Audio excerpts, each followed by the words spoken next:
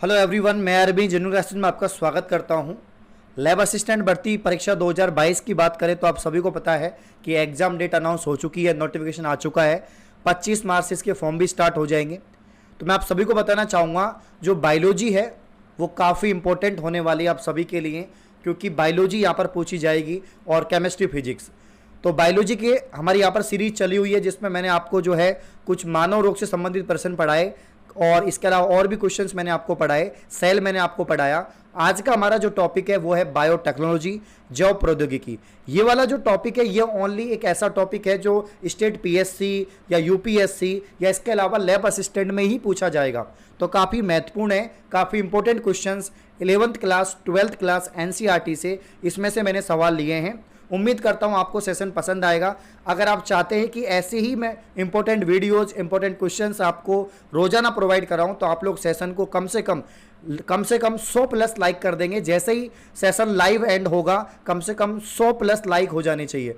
तो सभी लोग सपोर्ट करें, सेशन को शेयर करें अपने दोस्तों के साथ में। अति महत्वपूर्ण एग्जाम ओरिएंटेड क्वेश्चन जैव प्रौद्योगिकी यानी बायोटेक्नोलॉजी के सवाल मैं आपको पढ़ाने वाला हूँ। सबसे पहले मैं आपको बताना चाहूँगा बायोटेक्नोलॉजी क्या होता है। तो आप सभी को पता है कि जो बायोलॉजी है, जो जीव विज्ञान है, अगर उसको हम टेक से जोड़ दें, टेक्नोलॉजी से जोड़ दें, तो उसी को हम क्या कहते हैं? जैव प्रौद्योगिकी कहते हैं, बायोटेक्नोलॉजी कहते हैं। आइए हम स्टार्ट करते हैं।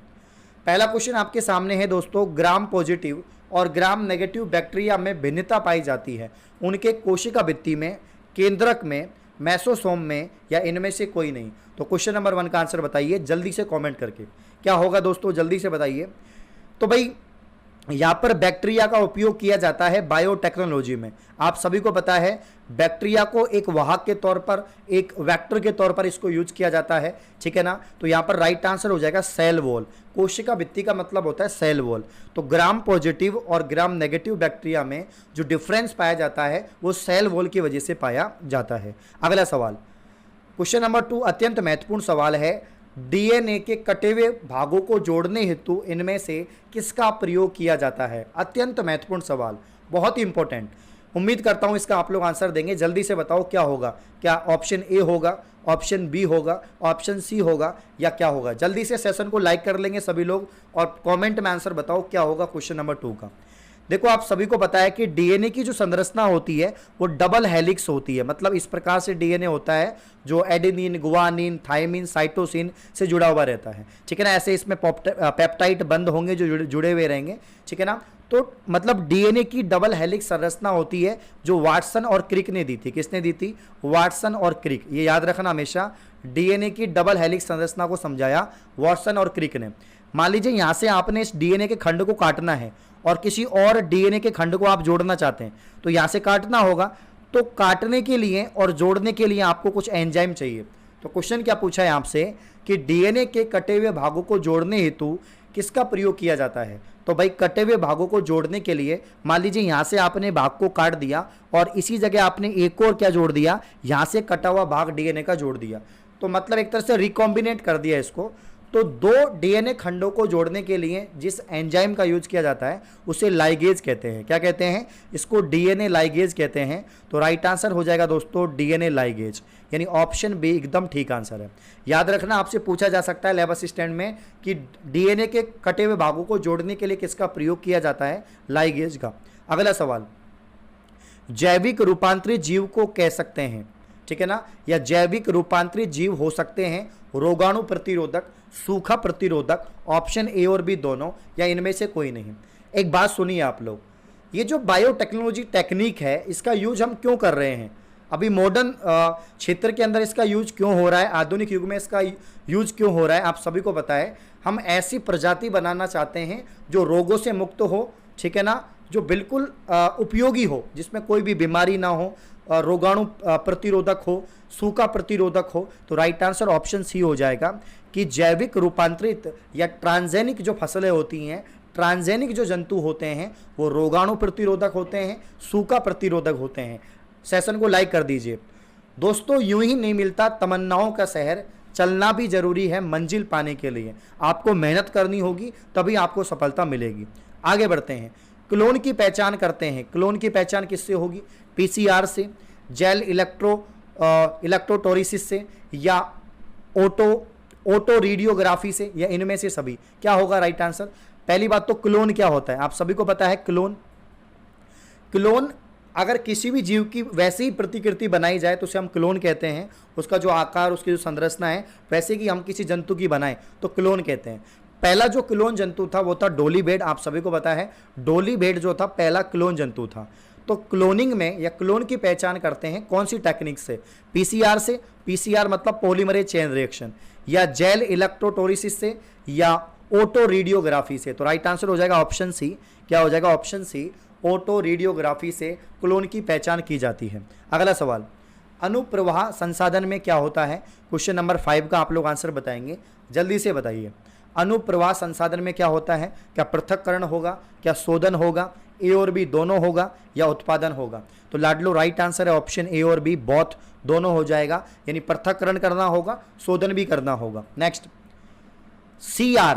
सीआर जो टेक्निक है उसकी बात हो रही है कि सीआर किस रोग की पहचान के लिए इस्तेमाल किया जाता है? टाइफाइड, कैंसर, टीबी, या इनमें से सभी? जल्दी से कमेंट करके बताइए क्वेश्चन नंबर 6 का आंसर क्या हो सकता है। दोस्तों, सीआर टेक्निक का यूज किया जाता है कैंसर का पता लगाने में। कैंसर का अध्ययन क्या कहलाता है? ऑन्कोलॉजी। कैंसर का इलाज जिस थेरेपी से किया जाता है उसे कीमोथेरेपी कहते हैं। जैसे कि हम टाइफाइड का पता लगाते हैं विडाल टेस्ट से। अगर किसी को टाइफाइड है तो उसका पता लगाया जाता है विडाल टेस्ट करके, ठीक है ना, पता लग जाता है भाई टाइफाइड है या नहीं है। उसी प्रकार से अगर कैंसर का पता लगाना हो, उसकी पहचान करनी हो तो सीआर से की जाती है। अगला सवाल, बहुत ही अल्टीमेट क्वेश्चन, और 2018-19 वाला जो पेपर हुआ था आपका लैब असिस्टेंट का, उसमें सवाल पूछा गया था कि रिस्ट्रिक्शन एंजाइम निम्नलिखित में से कौन है? लाइगेज है, एक्सोन्यूक्लिएज है, एंडोन्यूक्लिएज है, या बोथ बी और सी? बताइए क्वेश्चन नंबर 7 का आंसर, जल्दी से आंसर आप लोग बताएंगे। पहली बात तो जो ये रिस्ट्रिक्शन आपको एंजाइम दिख रहा है इसका पूरा नाम होता है रेस्ट्रिक्शन एंडोन्यूक्लिएज एंजाइम। इसे हम आणविक कैची कहते हैं, आणविक कैची। जैसे कि मैंने आपको बताया कि डीएनए खंडों को जोड़ने के लिए, किन्हीं दो डीएनए खंडों को जोड़ने के लिए किसका उपयोग करते हैं? लाइगेज, डीएनए लाइगेज का। उसी प्रकार से अगर आपको डीएनए खंड को अलग करना हो, तोड़ना हो, तो किसका उपयोग करेंगे? आणविक कैची का उपयोग करेंगे, मॉलिक्यूलर सीजर का उपयोग करेंगे। तो एंडोन्यूक्लिएज, रिस्ट्रिक्शन एंडोन्यूक्लिएज जो होता है, आरई जो होता है, वो होता है आपका आणविक कैची। तो राइट आंसर हो जाएगा क्वेश्चन नंबर 7 का ऑप्शन डी, बोथ एक्सोन्यूक्लिएज और एंडोन्यूक्लिएज। दोस्तों, अगला सवाल आप सभी के सामने रहा, क्वेश्चन नंबर 8, अत्यंत महत्वपूर्ण सवाल है। सेशन को लाइक कर देंगे सभी लोग। जैल वैद्युतक संचलन इलेक्ट्रोफोरेसिस का उपयोग होता है। जैल विद्युत का संचलन इलेक्ट्रोफोरेसिस का उपयोग होता है डीएनए को अलग करने में, आरएनए को अलग करने में, प्रोटीन को अलग करने में, या सभी को अलग करने में? जल्दी से बताओ। क्वेश्चन नंबर 8 का आंसर हो जाएगा सभी को पृथक करने में, चाहे वो आरएनए हो, डीएनए हो, प्रोटीन हो, ठीक है ना। तो इलेक्ट्रोफोरेसिस का यूज होता है सभी को पृथक करने में। नेक्स्ट, ये भी लैब असिस्टेंट में पूछा गया सवाल है, आप देख लेना, मैंने पेपर सॉल्यूशन करवाया हुआ है। लैब असिस्टेंट 2018 का जो पेपर आया था उसमें ये सवाल था कि हिंद थर्ड प्रतिबंधन एंजाइम हिंद थर्ड का स्रोत है क्या? इकोलाई है, या बी कोलाई है, बैसिलस है, हीमोफिलस इन्फ्लुएंसी है? क्या हो जाएगा? PBR 322 याद आ रहा है आपको? PBR 322 याद आ रहा होगा, ठीक है ना। पूरा एक सर्किल होता है जिसमें हिंद थर्ड, PBR 322, तो प्रतिबंधन एंजाइम का जो स्रोत होगा क्या होगा? क्वेश्चन नंबर 9 का राइट आंसर हो जाएगा हीमोफिलस इन्फ्लुएंजी। अगला सवाल, निम्नलिखित में से कौन जंतुओं में जीन क्लोनिंग हेतु संवाहक है? संवाहक का मतलब वेक्टर का काम करेगा, वाहक का काम करेगा। तो जंतुओं में क्लोनिंग का जो वाहक का काम करेगा, क्या वो रेट्रोवायरस है, साइनोबैक्टीरिया है, बी कोलाई है, इनमें से सभी? जल्दी से आंसर बताइए। राइट आंसर रेट्रोवायरस हो जाएगा। मतलब जीन क्लोनिंग के लिए जो हमें वाहक की आवश्यकता पड़ती है, जिसका उपयोग हम कर सकते हैं, जीवाणु का उपयोग हम कर सकते हैं, वायरस का कर सकते हैं, इन सब का उपयोग करके हमें क्या करवाई जाती है? जीन क्लोनिंग करवाते हैं। अगला सवाल दोस्तों, प्राइमर्स का उपयोग कहाँ होता है? तो प्राइमर्स का उपयोग होता है पीसीआर में। पीसीआर का मतलब होता है polymerase chain reaction, polymerase chain reaction. Polymerase chain reaction में जो है पीसीआर का उपयोग किया जाता है। पीसीआर एक टेक्निक है।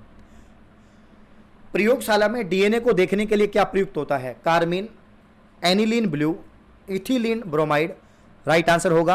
अगर आपको डीएनए को देखना है तो आप नग्न आंखों से नहीं देख पाओगे, उसके लिए आपको यूज करना होगा इथिडियम ब्रोमाइड। अगला सवाल, पौधों में क्लोनिंग हेतु किस संवाहक का उपयोग होता है? तो मैंने आपको बताया था, ठीक है ना, संवाहक के बारे में, क्लोनिंग के बारे में। तो राइट आंसर हो जाएगा 13 का ऑप्शन ए और बी, यानी ऑप्शन सी। एक तो पीबीआर 322 है ना, और एक आपका टीआई प्लाज्मिड। टीआई प्लाज्मिड इन दोनों का ही उपयोग होगा क्लोनिंग हेतु, है ना, तो ऑप्शन सी। नेक्स्ट, डीएनए के पृथक्करण के दौरान जीवाणु में, ये जीवाणु है दोस्तों, डीएनए के पृथक्करण के दौरान जीवाणु में कौन से एंजाइम का उपयोग किया जाता है या होता है? लाइसोजाइम का, काइटिनेज का, सेलुलेज का, प्रोटीनेज का। राइट आंसर हो जाएगा क्वेश्चन नंबर 14 का आंसर क्या होगा? इसका आंसर होगा लाइसोजाइम। डीएनए के पृथक्करण के दौरान जीवाणु में कौन सा एंजाइम उपयोग किया जाता है? लाइसोजाइम। आप सभी को पता है मनुष्य की आंखों के अंदर जो आंसू होते हैं उसमें पाए जाने वाला एंजाइम है लाइसोजाइम। ये जीवाणु की सेल को डेड कर देता है, जीवाणु को मृत करने में सहायता करता है। तो राइट आंसर ऑप्शन ए। अगला सवाल, डीएनए अवक्षेपित निम्नलिखित में से किसके मिलने से होता है? शीतित एथेनॉल, शीतित मिथेनॉल, गर्म एथेनॉल, एल्डिहाइड। डीएनए को अगर आपको अवक्षेपित करना है तो किसको मिलाने से होगा? 15 का आंसर हो जाएगा शीतित एथेनॉल। एथेनॉल क्या है आपका? एथिल एल्कोहल, यानी C2H5OH, ये एल्कोहल है। आप सभी को पता है बायोटेक्नोलॉजी का उपयोग वर्षों से किया जा रहा है। आप ऐसे मत समझिए कि जो जैव प्रौद्योगिकी है, जो बायोटेक्नोलॉजी है, वो अभी ही हम पढ़ रहे हैं या अभी ही पढ़ाई जा रही है। ये हजारों वर्षों से उपयोग में, जैसे शराब बनाना, दवाई बनाना, मेडिसिन बनाना, इन सब में हम बायोटेक का उपयोग करते हैं। अगला सवाल, आनुवांशिकी अभियांत्रिकी, जिसे इंग्लिश में कहेंगे जेनेटिक इंजीनियरिंग। ये सवाल भी आपसे पूछा जाएगा, आपके सिलेबस में है जेनेटिक इंजीनियरिंग। आनुवांशिकी अभियांत्रिकी से प्रयुक्त सबसे सामान्य जीवाणु क्या होगा? इकोलाई होगा, जिसे हम इस्सीरिचिया कहते हैं, क्लोस्ट्रीडियम होगा, साल्मोनेला होगा, बेसिलिस होगा। दोस्तों राइट आंसर है, आप सभी को पता है, इकोलाई हो जाएगा। और इकोलाई का फुल फॉर्म होता है इस्सीरिचिया कोलाई, जो एक बैक्टीरिया है। तो जेनेटिक इंजीनियरिंग में जो सामान्यतः हम बैक्टीरिया का यूज करते हैं वो इकोलाई का करते हैं। आगे बढ़ने से पहले मैं आपको बताना चाहूँगा, अगर आपको पढ़ाई समझ में आ रही है, आपको लगता है मैं अच्छे सवाल पढ़ा रहा हूँ, आपकी अच्छी प्रैक्टिस करवा रहा हूँ, और अगर आप एसएससी, रेलवे या ऐसे कोई भी एग्ज़ाम की तैयारी कर रहे हैं जिसमें स्टैटिक जीके और जनरल साइंस आती है, तो आप लोग अनअकैडमी पर आप लोग मुझे फॉलो कर सकते हैं। अनअकैडमी पर मैं प्लस वेरीफाइड एजुकेटर हूँ। आप अनअकैडमी कैटेगरी प्ले स्टोर से डाउनलोड करें, Unacademy learning app. SSC category में जाके मुझे फॉलो करें, और क्लास का लिंक डिस्क्रिप्शन में होगा। आज शाम को 8 बजे शानदार लाइव क्लास होने वाली है, उस क्लास को आप लोग जरूर ज्वाइन करें। सामान्य ज्ञान के क्वेश्चन मैं आपको पढ़ाने वाला हूं। जब भी क्लास आप ज्वाइन करेंगे तो आपको एक कोड लगाना होगा, कोड है जेन्यून 10, GENUINE 10 आप लगा दीजिए, क्लास अनलॉक हो जाएगी। क्लास का लिंक डिस्क्रिप्शन में है। अभी तक फॉलो नहीं किया तो फॉलो करो, जिससे अपकमिंग क्लासेस का नोटिफिकेशन आपको मिल जाए। तो आज शाम को 8 बजे आके देखो। जितने भी यूट्यूब के भाई बहन हैं सभी आओ यार, पढ़ो एक बार, समझ में आएगा आपको, मजे आएगा। बिल्कुल फ्री क्लास। सबसे बड़ी बात तो क्या है, फ्री क्लास है, आपको निःशुल्क क्लास मिल रही है, और authentic question, exam oriented question आपको मिल रहे हैं। तो स्वागत है आपका आज शाम को 8 बजे। आगे बढ़ते हैं। इनमें से कौन पहला कृत्रिम रूप से बना जैविक पदार्थ है? मतलब आर्टिफिशियली तरीके से बायोलॉजिकल कंपाउंड बनाया है। इंसुलिन, कार्मोनी, थायरोक्सिन, इनमें से कोई नहीं। 17 का आंसर हो जाएगा दोस्तों ऑप्शन है इंसुलिन। अच्छा, मैं यूट्यूब के बच्चों से बोलना चाहूँगा, आप मुझे कमेंट करके बताएं इंसुलिन की खोज किसने की। गोल्डन धान में कौन सा विटामिन पाया जाता है? जो गोल्डन राइस है, धान मतलब राइस, गोल्डन राइस की बात हो रही है ना, किसकी बात हो रही है, ठीक है ना, किसकी बात हो रही है यहाँ पर? गोल्डन राइस की बात हो रही है दोस्तों, है ना, गोल्डन राइस की बात हो रही है। और गोल्डन राइस की अगर हम बात करें, गोल्डन राइस की अगर हम बात करें, ठीक है ना, किसकी बात करें? गोल्डन राइस की अगर हम बात करें तो कौन सा विटामिन पाया जाएगा? अब गोल्डन राइस कोई प्रजाति पहले नहीं थी, इसको भी ट्रांसजेनिक बनाया गया है, इसमें विटामिन ए होता है। जीन अभियांत्रिकी फसलें कृषि में काफ़ी फायदेमंद होती हैं। मतलब जेनेटिक इंजीनियरिंग मॉडिफाइड जो फसलें हैं वो काफ़ी फायदेमंद होती हैं। ओबियसली बात है फायदेमंद होगी, क्योंकि पोषक क्षमता कम होती है, रासायनिक उर्वरक पैदावार बढ़ाते हैं, अजैविक दबाव के प्रति ज़्यादा सहनशील है। क्या होगा राइट आंसर? तो 20 का राइट आंसर हो जाएगा ऑप्शन सी। अगला सवाल, एग्रोबैक्टीरियम ट्यूमिफेसियंस, ये वही सवाल था, ये जो सवाल मैंने 19 आपको पढ़ाया था, उस 19 सवाल में जो ये यही सवाल था कि एग्रोबैक्टीरियम ट्यूमिफेसियंस में पाया जाता है, क्या टीआई प्लाज्मिड पाया जाएगा, ठीक है ना? कौन सा प्लाज्मिड? तो टीआई प्लाज्मिड जो है आपका ऑप्शन 20 का राइट आंसर हो जाएगा। अगला सवाल, टमाटर का ट्रांसजेनिक किस्म है, टमाटर का ट्रांसजेनिक किस्म है, अच्छा सवाल है, पूछा जा सकता है। जैसे बीटी कॉटन है ना, आपका बीटी बैंगन है, बीटी ब्रिंजल, तो उसी प्रकार से जो है टमाटर का ट्रांसजेनिक किस्म क्या होगा? 22 का जो आंसर हो जाएगा दोस्तों वो हो जाएगा आपका फ्लेवर सेवर, याद रखना फ्लेवर सेवर। अगला सवाल, जीन अभियांत्रिक मानव इंसुलिन किससे बनता है? मानव इंसुलिन किससे बनेगा दोस्तों? 23 का आंसर हो जाएगा बैक्टीरिया से। किससे बनेगा? बैक्टीरिया से बनेगा। अगला सवाल, प्रथम ट्रांसजेनिक फसल, अच्छा सवाल है, स्टार लगा लो। आपसे पूछा जा सकता है कि मॉडिफाइड जो ट्रांसजेनिक फसल बनी है प्रथम, वो कौन सी है? क्या वो कॉटन है, मटर है, तमाकू है, फ्लैक्स है?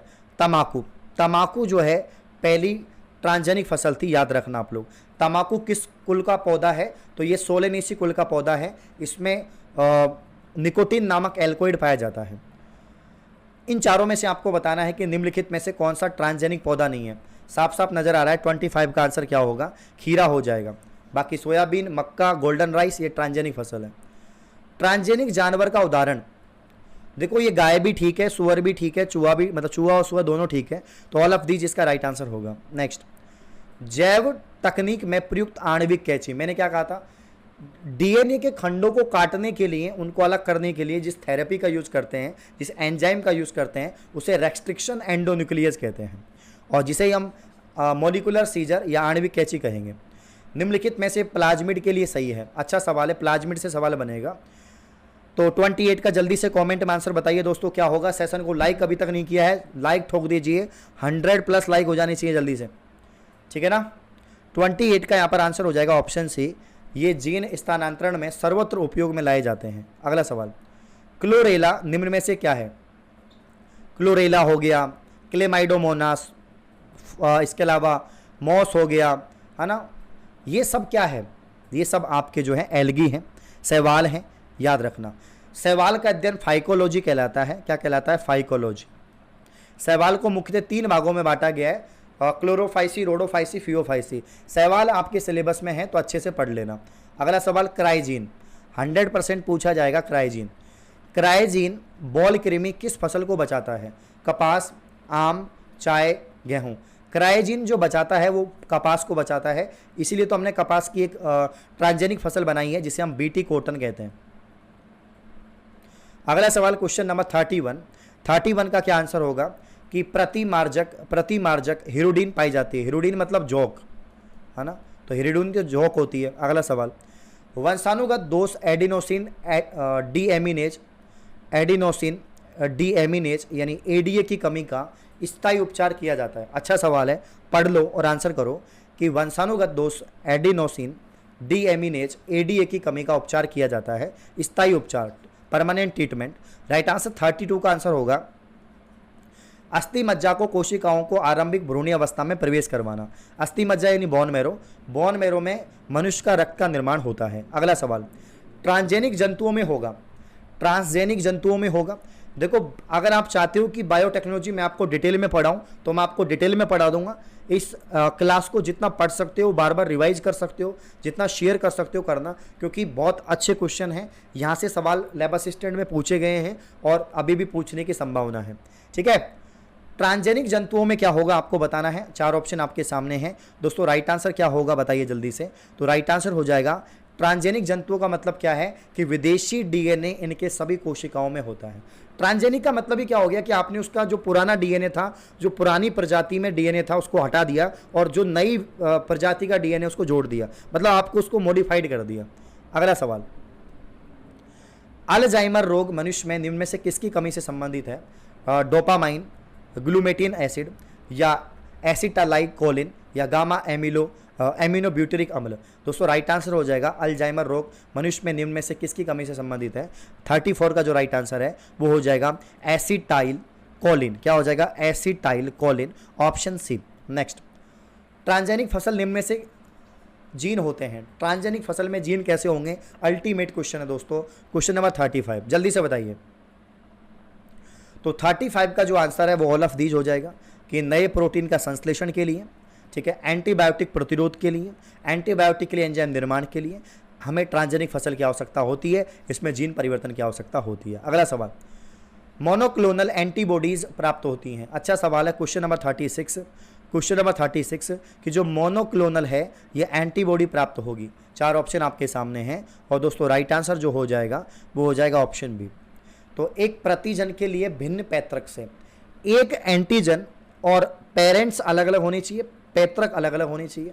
तो मोनोक्लोनल एंटीबॉडी प्राप्त होती है एक एंटीजन से और भिन्न पैतृक से। अगला सवाल, एडिनोसिन डीएमिनेज जो एडीए है उसकी कमी से या उसकी कमी को किस प्रकार से दूर किया जा सकता है? कौन सी थेरेपी है? 4 ऑप्शन आपके सामने हैं। 37 का राइट आंसर जीन थेरेपी के द्वारा, ये जो वंशानुगत बीमारी है, देखो किसी भी जेनेटिकल डिसऑर्डर को अगर आपको दूर करना है तो उसमें जीन थेरेपी यूज आएगी। प्राकृतिक आनुवंशिक अभियंता यानी नेचुरल जेनेटिकली मॉडिफाइड या जेनेटिक इंजीनियरिंग है, ये अच्छा सवाल है। बैसिलस सब stylus Pseudomonas इसीरिचा coli agrobacterium tumefaciens. दोस्तों 38 का जो आंसर होगा वो होगा बैसिलस सब टीलस, ऑप्शन एकदम ठीक है। अगला सवाल, इंसुलिन उत्पादन और शरीर में इसकी क्रिया डायबिटीज के स्तर के लिए उत्तरदायी है। यौगिक निम्नलिखित में से किस वर्ग से संबंधित है? आप सभी को पता है इंसुलिन क्या है, एक प्रकार का हार्मोन है जो अग्नाशय ग्रंथि से स्रावित होता है, पैनक्रियोटिक ग्लैंड से, है ना। नेक्स्ट, प्रोटीन की मुख्य संरचनात्मक विशेषता होती है, ये तो पेप्टाइड बॉन्ड होती है और प्रोटीन किससे मिलकर बने होते हैं? अमीनो एसिड से, अमीनो एसिड से मिलकर बने होते हैं जो पेप्टाइड बॉन्ड से बनेंगे। अगला सवाल, निम्नलिखित में से कौन सा रेशेदार प्रोटीन का उदाहरण है? क्या वो इंसुलिन है, क्या वो हीमोग्लोबिन है, क्या वो फाइब्रोइन है या ग्लूकोजन है? क्या होगा दोस्तों? रेशेदार प्रोटीन, फाइबर प्रोटीन। 41 का आंसर होगा फाइब्रोइन। क्या होगा? फाइब्रोइन इसका राइट आंसर होगा। ठीक है भाई। अगला सवाल, क्वेश्चन नंबर 42 की अगर हम बात करें, नियासिन विटामिन है, नियासिन, नियासिन विटामिन है B1 B2 B12 B4। देखो B1 का केमिकल नेम क्या होता है? B1 का होता है थाइमिन, B2 का होता है राइबोफ्लेमिन, राइबोफ्लेमिन, B3 का होता है नियासिन, B3 का होगा नियासिन। तो नियासिन विटामिन है, B3 तो ऑप्शन में ही नहीं है ना, B3 तो ऑप्शन में ही नहीं है, तो आंसर क्या होगा? तो या B4 नहीं है, ये B3 है। ठीक है, क्योंकि B1 का होगा थाइमिन, B2 का होगा राइबोफ्लेमिन, ठीक है ना, B3 का होगा नियासिन, ठीक है, B5 का आपका होता है पेंटोथेलिक एसिड, होता है नहीं होता, ठीक है ना। तो थाइमिन, राइबोफ्लेमिन, नियासिन, ठीक है, तो राइट आंसर हो जाएगा यहाँ पर B3। अगला सवाल, दूध में कौन सा डाइसेकेराइड उपस्थित होता है? Maltose, galactose, sucrose, lactose. नाम से पता लग रहा है कि दूध में कौन सा डाइसेकेराइड होगा। डाइसेकेराइड एक कार्बोहाइड्रेट है और 43 का आंसर हो जाएगा लैक्टोज। अगला सवाल, सूत्रकृमि, ये सत्रकृमि नहीं है, सूत्रकृमि है। सूत्रकृमि जो वर्म्स होते हैं, विशिष्ट जीनों को परपोषी पौधों में किसके उपयोग द्वारा प्रवेश करवाया गया है? अच्छा सवाल है, बहुत इंपॉर्टेंट है, आ सकता है। 44 का राइट आंसर है एग्रोबैक्टीरियम संवाहक के द्वारा। अगला सवाल, मधुमेह रोगियों के द्वारा उपयोग में लाया जाने वाला इंसुलिन किसके अग्नाशय से निकाला जाता है? दोस्तों इसका जो राइट आंसर है, किसके अग्नाशय से निकाला जाएगा? 45 सुअर के अग्नाशय से। अगला सवाल, बीटी क्या है? बीटी, अरे भाई ये बीटी तो सब कुछ है दोस्तों, बीटी है तो बायोटेक्नोलॉजी है ना। तो बीटी एक प्रकार से क्या हो जाएगा? बीटी एक प्रकार से पीड़कनाशक है, प्रतिरोधक है, ठीक है ना। बीटी क्या होगा? एक जीव विष प्रोटीन है, प्रतिरोधक है, प्रतिरोधक है और पीड़कनाशक है। तो राइट आंसर ऑप्शन डी, जैसे बीटी कॉटन, बीटी ब्रंजिल। निम्न में से जैव प्रौद्योगिकी का जो अनुसंधान क्षेत्र है वो कौन सा है? ये थोड़ा इंटेलिजेंट सवाल जिसको हम कह सकते हैं, महत्वपूर्ण क्वेश्चन जो है, ये होशियार बनाएगा आपको कि निम्न में से जैव प्रौद्योगिकी बायोटेक्नोलॉजी का जो अनुसंधान क्षेत्र है वो कौन सा है? राइट आंसर 47 का होगा option D, all of these. उन्नत किस्मों का निर्माण करना, सर्वोत्तम परिस्थितियों का निर्माण करना, प्रोटीन कार्बनिक यौगिक का शुद्धिकरण करना। खाद्य उत्पादन में वृद्धि हेतु कौन सी संभावना हम सोच सकते हैं? अच्छा सवाल है। राइट आंसर ऑप्शन डी कि खाद्य उत्पादन में अगर हमें वृद्धि करनी हो तो कृषि, रसायन आधारित कृषि, कार्बनिक कृषि, आनुवांशिक आधारित कृषि, ऑल ऑफ दीज। 49 पहले हम कर लेते हैं कि जैव पीड़कनाशी है। बीटी कपास, बीटी मक्का, बीटी धान, उपरोक्त सभी जैव पीड़कनाशी है। 49 का आंसर हो जाएगा ऑल ऑफ दीज, ये सभी हैं। एंड आखिरी सवाल, मानव प्रोटीन अल्फा एंटी ट्रिप्सिन का उपयोग कौन सी बीमारी के निदान के लिए किया जाता है? तो क्वेश्चन नंबर 50 का आंसर हो जाएगा एम्फाइसेमा। एम्फाइसेमा का इलाज के लिए अल्फा एंटी ट्रिप्सिन का यूज किया जाता है। तो ये महत्वपूर्ण 50 सवाल दोस्तों मैंने आपको पढ़ा दिए हैं। ये 50 सवाल कुछ बायोटेक्नोलॉजी, कुछ जेनेटिक्स से थे। अगर आप चाहते हैं ऐसे ही मैं एक एक टॉपिक की आपकी प्रैक्टिस करवाऊं जो लैब असिस्टेंट में आपसे पूछे जाएंगे या PYQs में आपको प्रैक्टिस करवाऊं, तो आप लोग बने रहिए, रेगुलर सेशन को देखते रहिए, लाइक कर दीजिए। टारगेट करते हैं इस वीडियो पर 200 प्लस लाइक हो जाएंगे मात्र 1 घंटे के अंदर। ज़्यादा ज़्यादा शेयर करो तभी अगला वीडियो लेके आऊँगा। इसके अलावा जो है अनअकैडमी पर मिलते हैं शाम को 8 बजे। सभी बच्चे आओ, कोई भी सवाल आप पूछ सकते हो। धन्यवाद।